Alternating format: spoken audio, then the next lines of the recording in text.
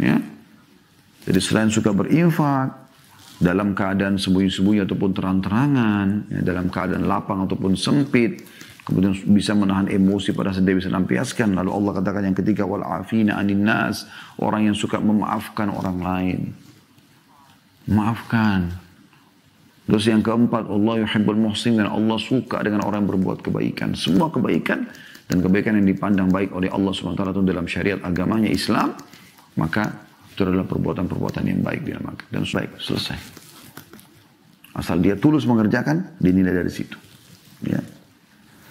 Kemudian yang kedua teman-teman sekalian, Anda bisa dapatkan, selain Anda dapat predikat manusia terbaik ya, dengan akhlak ini. Makanya Nabi Muhammad SAW dapat julukan manusia terbaik. Karena Allah bilang tadi dalam surah Al-Qalam, wa innaka la'ala khuluqin azim. Karena akhlaknya yang luar biasa. Seperti apa nih? Karena wahyu terputus pada saat itu, belum turun.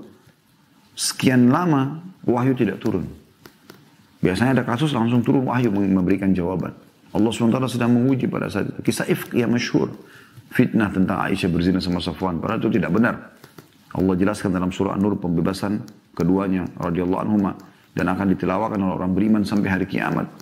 Bahkan para dai-dai yang peduli dengan ini menyampaikan dalam khutbah-khutbah Jumat mereka. Ya.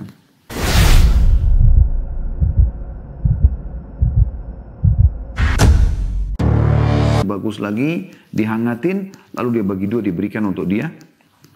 Dia konsumsi dan diberikan kepada orang miskin yang lainnya. Jadi, bersedekah itu tidak harus tunggu kaya. Apa yang kita bisa? Bahkan sedekah itu, kata Nabi SAW, la tahkiruna minal ma'rufi syai', jangan kalian pelit dengan melakukan satu perbuatan baik. Walaupun kau bertemu dengan saudaramu dengan wajah yang berseri-seri, senyum. Akhlak ini luar biasa. Lalu yang kedua, kata sifatnya kata Allah SWT, wal kadhiminal ghaidha. Kadhimil ghaidh, teman-teman, adalah orang yang bisa menahan emosi pada saat dia benar. Ini penting. Jadi mampu melampiaskan karena punya power, karena punya ya kebenaran, data-data segala macam.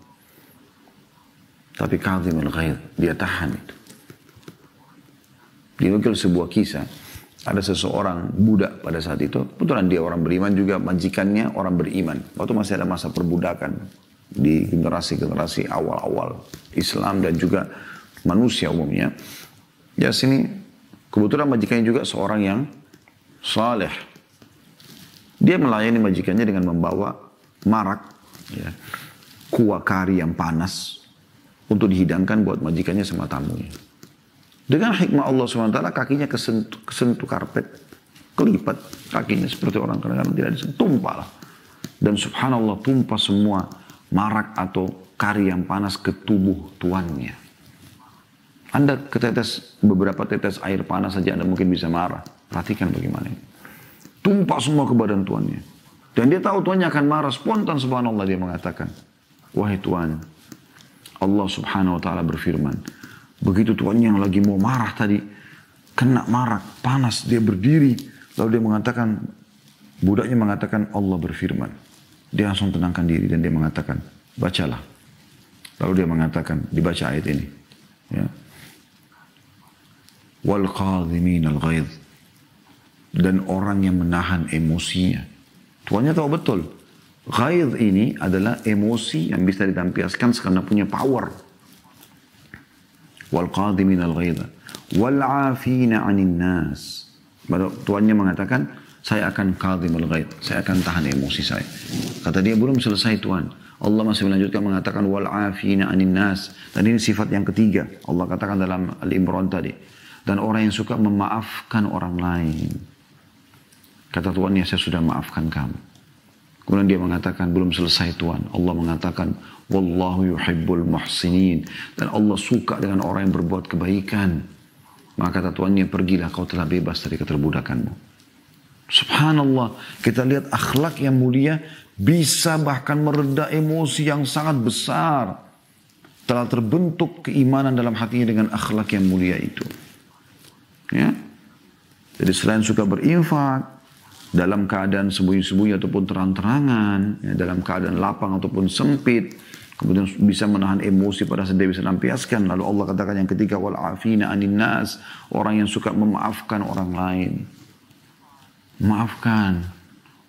Terus yang keempat, Allah yuhibbul muhsin, dan Allah suka dengan orang yang berbuat kebaikan. Semua kebaikan dan kebaikan yang dipandang baik oleh Allah SWT itu dalam syariat agamanya Islam, maka itu adalah perbuatan-perbuatan yang baik dinamakan. Dan suka dengan berbuat kebaikan itu. Cinta dengan kebaikan. Gelisah kalau dalam satu hari ada kegiatan kebaikan yang dia terluputkan. Itu teman-teman sekalian. Ya. Jadi ini luar biasa bagaimana ya penyampaiannya. Sekarang teman-teman sekalian, kita coba masuk dulu kepada keutamaan-keutamaan akhlak. Jadi kalau teman-teman mau rajin berbuat ibadah, ya, maka saran kami, coba Anda baca tentang keutamaan ibadah itu sendiri. Dibaca tentang keutamaan ibadah. Misalnya Anda mau sholat malam, Anda baca tentang keutamaan sholat malam. Supaya ada dorongan, karena wahyu itu bicara dengan hati manusia. Akan ada perintah dari hati yang merupakan raja di tubuh kita ini, ke seluruh anggota tubuh kita untuk laksanakan itu. Jadi makanya niat dalam hati. Kalau Anda niat mau puasa, maka seperti ada perintah ke tubuh kita semua untuk menerima puasa itu. Ya. Kita mau sholat malam, seperti ada perintah. Kita mau apa saja, seperti ada perintah untuk bergerak mengerjakan semua itu. Begitu juga kalau teman-teman ya, mau meninggalkan sebuah perbuatan yang buruk, baca ancamannya. Anda masih riba, baca tentang ancaman riba. Diapakan seorang riba itu? Mencuri, gunjing, fitnah. Ya.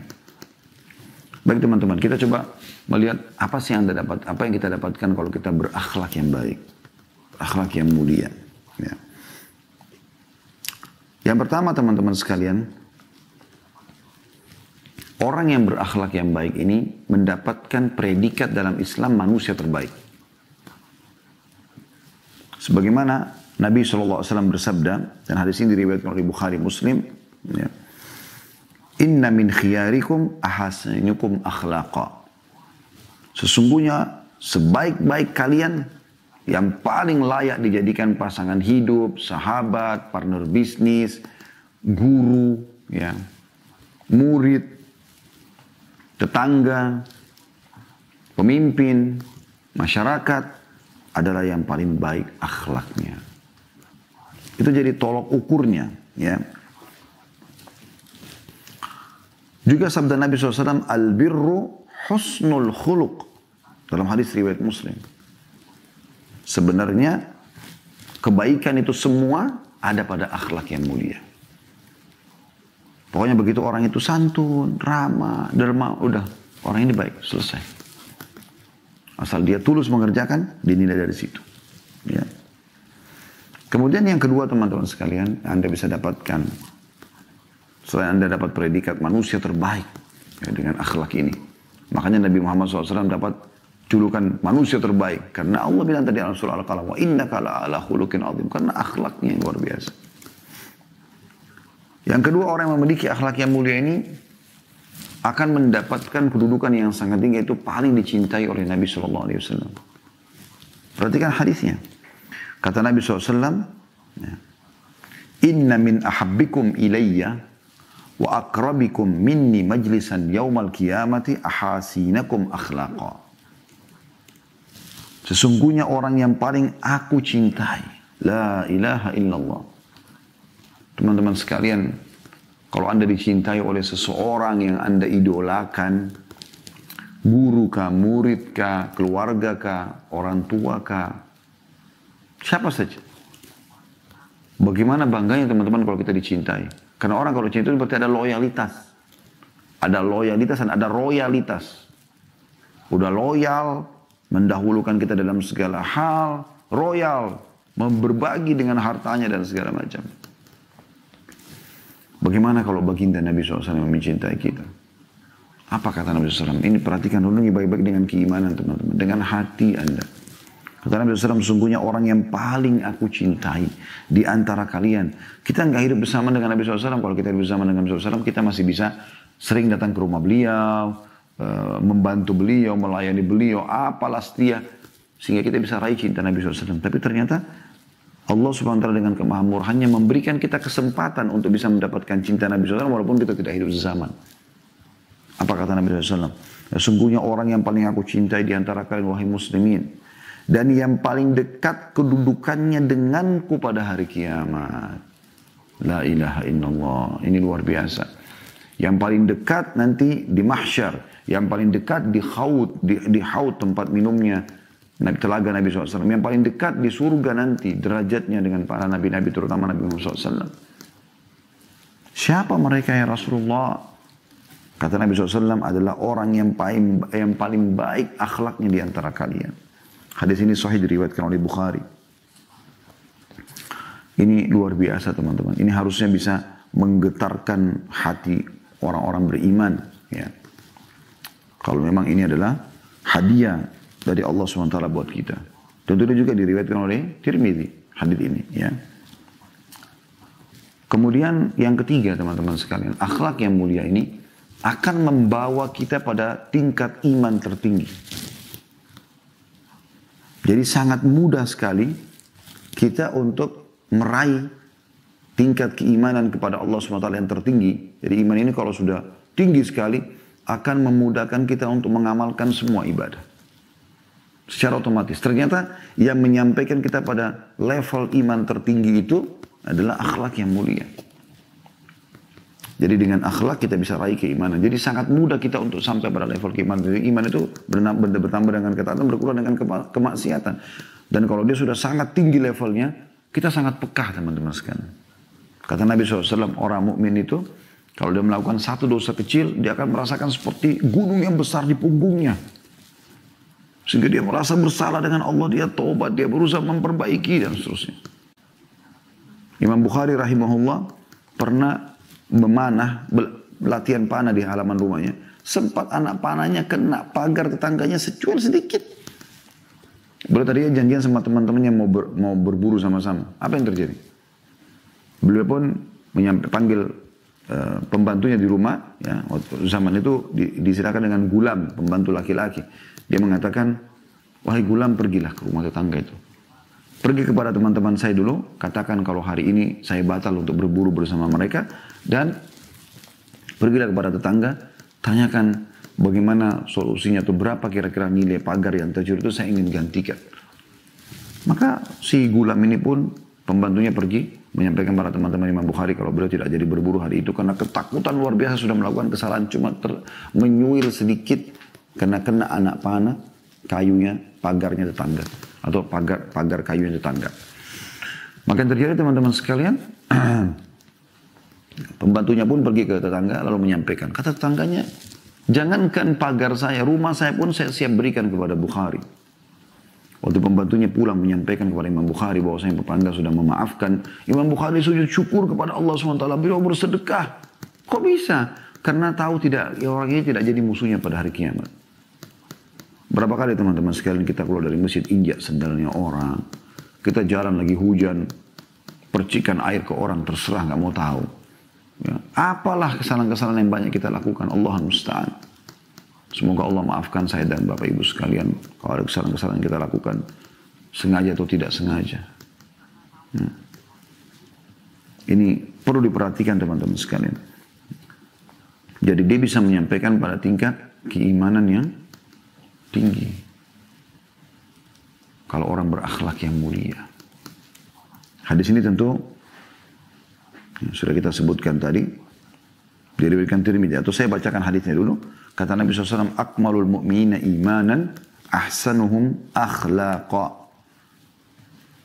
Wa khiyarukum linisaihim. Hadis ini riwayat Tirmidzi dan beliau mengatakan sahih. Ya. Nomor 2018. Ya, hadis sebelumnya tadi diriwayatkan oleh Bukhari ya. Tentang masalah keimanan. Yang artinya hadis ini adalah yang paling sempurna keimanan seseorang mukmin adalah yang paling baik akhlaknya.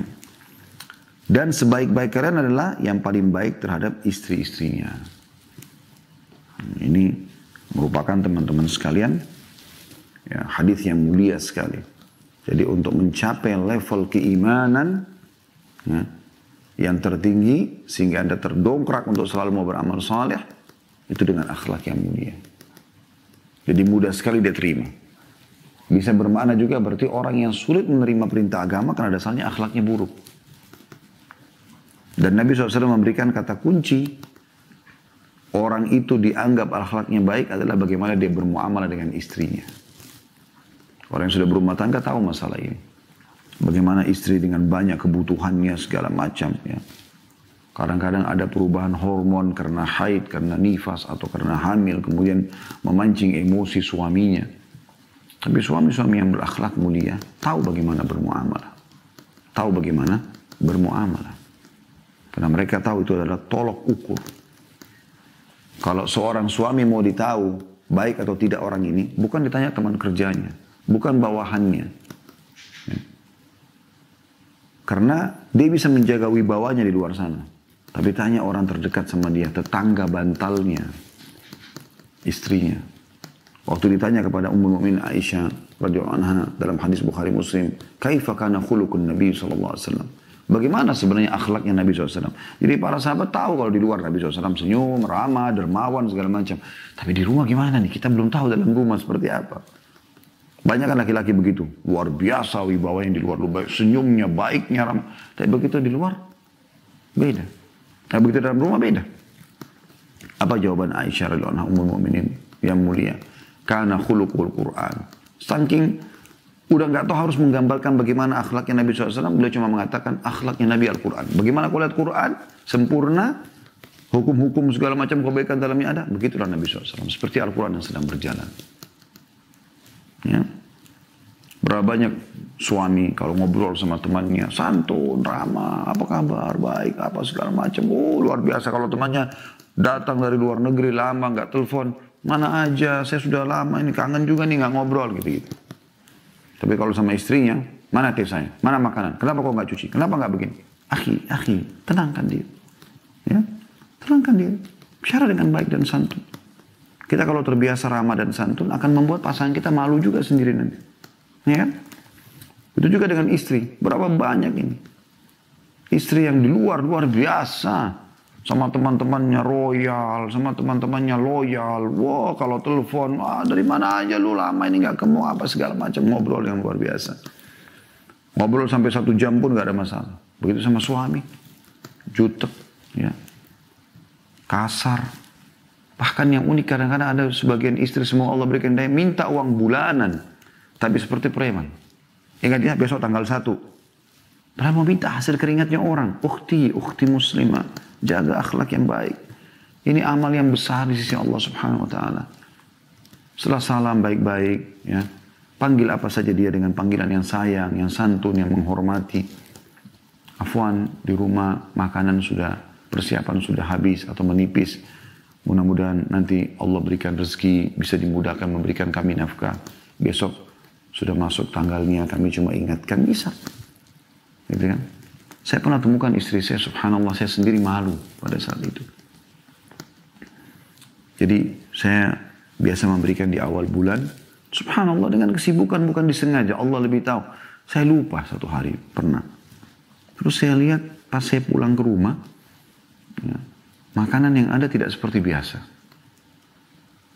Kemudian saya tanya, kenapa makanannya nggak seperti biasa? Benar-benar saya lupa gitu. Dia hanya senyum saja. Kuasa Ar-Rahman, kuasa Allah yang zat maha pengasih, saya tiba-tiba teringat. Oh ini tanggal 1 ya. Dia nggak bilang, ya sudah tanggal 1 pasti dong begini, misal. Atau apa, nggak ada sama sekali. Dengan senyum aja, saya udah tahu. Oh iya, maafin saya telat. Langsung saya transferkan pada saat itu. Subhanallah, beda sekali dengan orang yang kasar, yang luar biasa gitu, nggak mau tahu akhlak. Ini rusak sekali. Islam datang dengan akhlak yang mulia. Akhlak yang baik, yang santun, ramah. Begitu juga teman-teman sekalian, bisa dari sini orang-orang terdekatnya, ya. Jadi kadang-kadang saya bilang itu ada istri begitu ya, kasar segala macam. Jadi kalau sama suaminya nggak baik, ini tidak baik. Juga orang-orang terdekat seperti pembantu, supir mungkin ya. Pembantu mungkin paling tahu dengan majikan perempuannya. Makanya waktu Aisyah radhiyallahu anha dituduh berzina dengan Safwan, maka apa yang terjadi? Ya.